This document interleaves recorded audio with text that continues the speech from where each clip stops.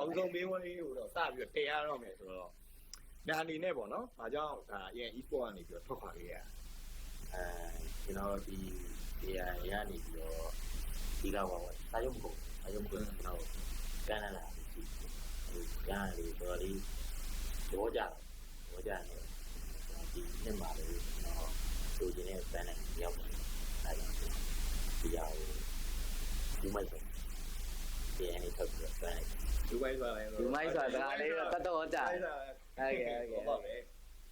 ကျွန်တော်တို့ဒါတခုခုဖြစ်လာနိုင်ကြရှိသေးတယ်ဗောနော်ဆက်လက်စောင့်ကြည့်ရမှာပဲဒါကတော့ဟုတ်ကဲ့အဲ့ဒါဆိုတော့အဲ့ကန်လန်းတာက local ရလား international ရလားဒုက္ခရပါ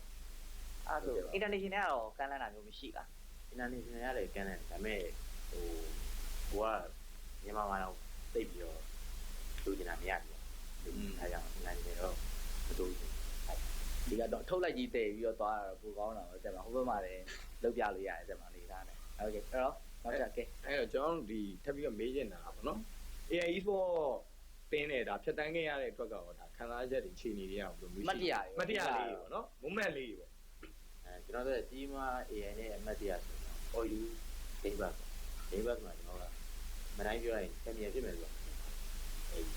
ဟိုနောက်ပိုင်းကျွန်တော်ဒီ group တွေကနေတက်ပြီးတော့ offline ပွဲရောက်မှာဒီပေါင်းတော်လေးကြံပြီးတော့ဆင်ပြေတာအဲ့ဒီမှာဒီမှာပဲဒီကိုနေ grand final ကိုပြီးတော့နိုင်ရအောင်3-1လောက်လေပေါ့ပေါ့လေဒါကြလေး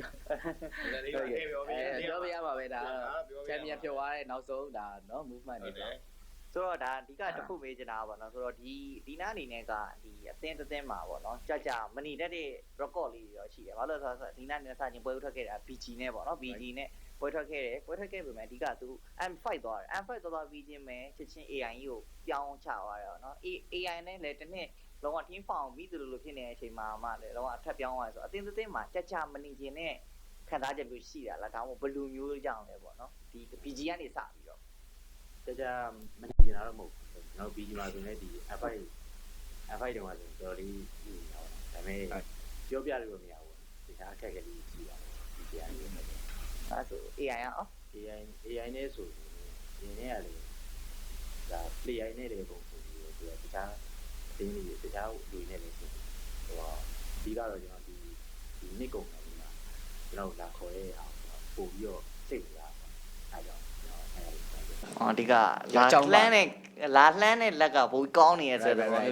အကျိုးအကြောင်းသိသွားတာလို့ပြောရမှာပဲဒါကျွန်တော်တင်မှာ